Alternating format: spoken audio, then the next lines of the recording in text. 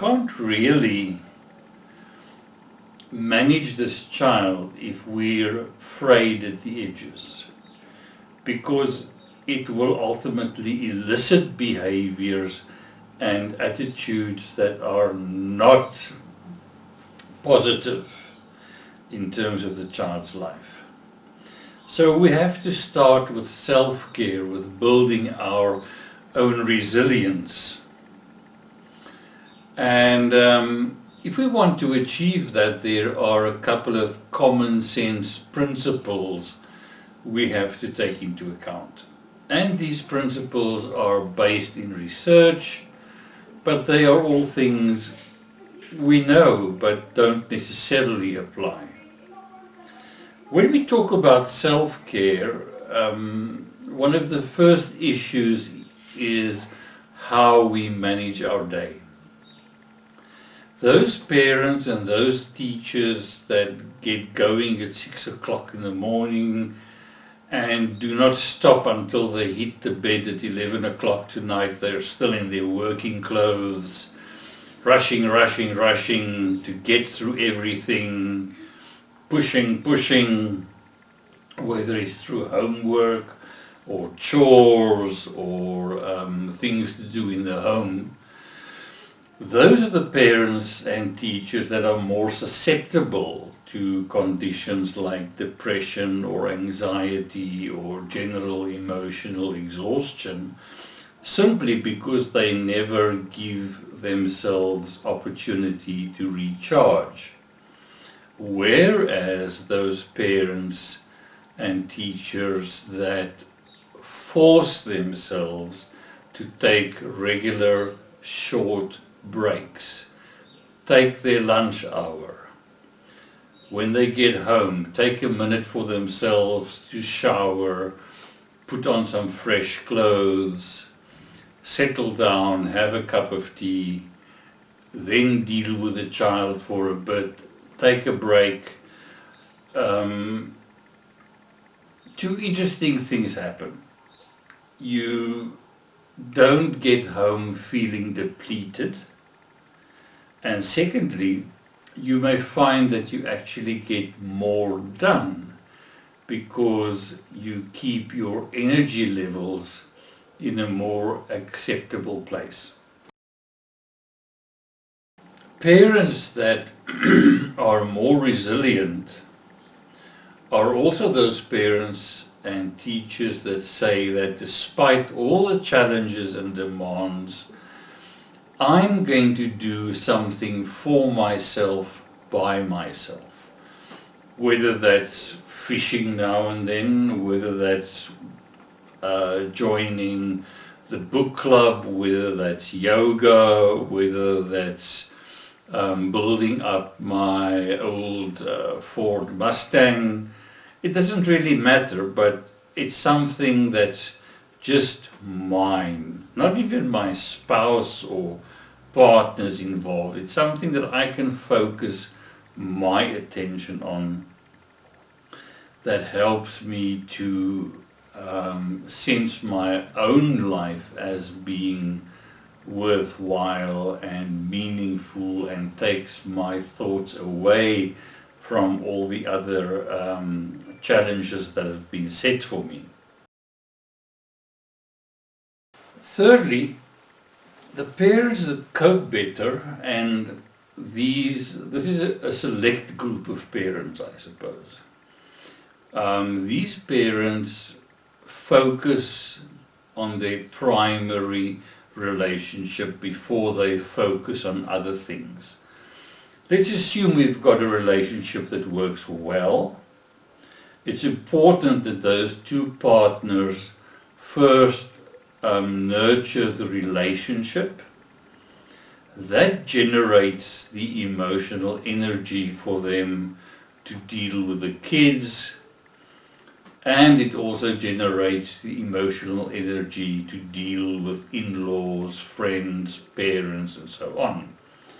Whereas if I first try to satisfy the demands of others prior to looking after what actually energizes me, then I may find myself depleted and frustrated and feeling abused. Staying resilient also means that I have to be aware of my support systems, and I suppose there are two support systems. The one being a more practical support system, the other being a more emotional support system. In terms of practical support, we've got clear indications from research that if you've got 3 to 5 people in your immediate environment, be they close friends, be they family members, that I am able to task specifically, that reduces stress. On the other hand, if I either try and go it alone, or I'm vague in terms of what my needs are, then I would actually be worse off. So it's important that in our situation we take stock of, is there anything we need where we need help? To look at our support system, to see who would be best at delivering that type of help, and to actively engage with that person saying, you know what, could you do A or B or C for me, and I will reciprocate by doing X. That works much better, even within the relationship. You know, this may be a generalization, but most men aren't that intuitive, whereas women are very intuitive. And women are always often frustrated with men because they can't see that something needs to be done. It's just, you know, a gender issue, because for men they have a different focus. So if you're the female in the relationship and you're more in charge of running the home, sorting the kids, it's important to give your partner jobs to do and to hold him accountable, as opposed to doing it yourself or taking it out of his hands if he's not performing entirely to your standards. We also have the emotional support system. Again, those parents and teachers that cultivate their emotional support system do better, they have less stress. Whereas if they do not cultivate it, they become depleted, depressed, anxious, tired, and so on.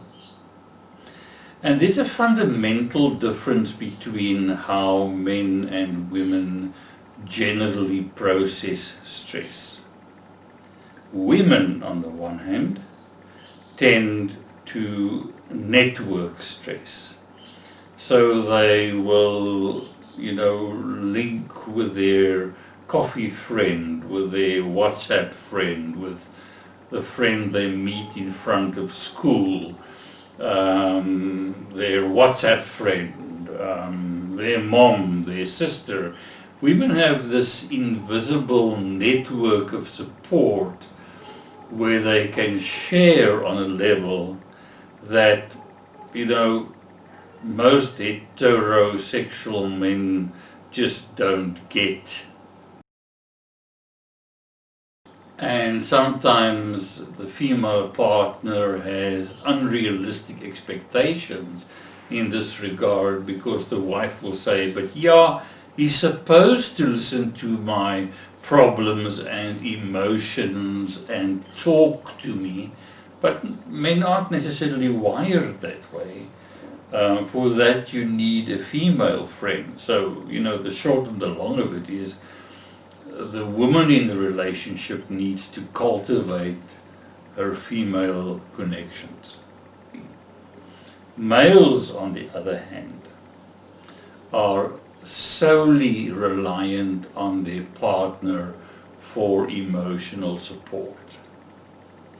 And in part it's a little bit of communication, but for the most part it's actually intimate physical contact. Because in a way that's what for the male relieves stress, helps him to feel safe, helps him to feel protected, so that he can recharge and then again face the world out there. So in reality, the female in the relationship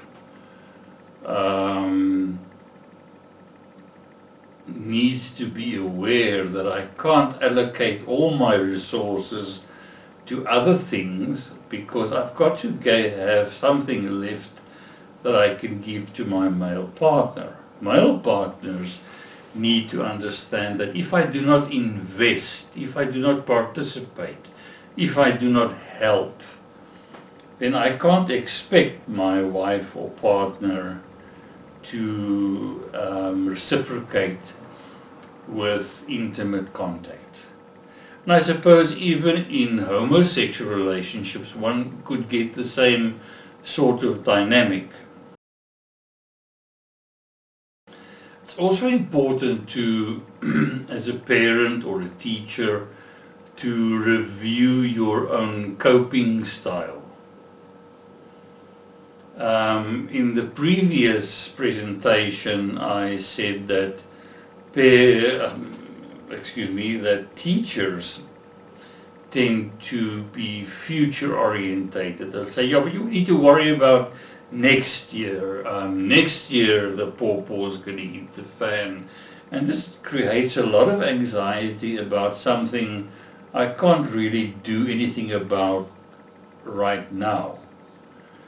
So looking at the most effective coping style, one would want to move from this future-orientated what if, maybe if type of approach to what's happening right now. Is there a problem? Can I solve the problem? And if I can't, how do I live with it? But it's resolving issue by issue as it presents itself, because again that would provide the template whereby I can deal with future issues, even though my solution at that point may not be entirely complete or elegant. So being future orientated, indulging in wishful thinking. I just wish Johnny would stop talking in class. I just wish my husband would understand my feelings. I just wish that, I can have sex 3 times a week. All of that's, stuff that's not happening. I don't know if it's going to happen, and it's not happening right now. So quite frankly, I can't do much about that. I need to work in a present orientated and problem focused sort of way. Especially when I'm dealing with a child who's got ADD or ADHD, I really need to manage my expectations. I can't take this kiddie off to a shopping center and not medicate him and then expect him to all of a sudden control his behavior. That's, ridiculous, because he will be all over the place, running around, getting sidetracked, quickly wanting to look at this, quickly wanting to look at that. Similarly, I've got to manage the expectations of grandparents. We're coming for lunch. You need to understand that A, B, C, D, E will be happening, and if it happens, we will do this. But please, don't start criticizing the child or trying to make us look bad in terms of disciplinarians, because it's got nothing to do with that. Teachers similarly need to manage their expectations. It doesn't help me to say this child should stop talking in class. It could perhaps be more productive to say, let's see if this child can either talk less or not more. But fundamentally, the child may still talk. So I really have to look at what I'm expecting from myself, but also from my child.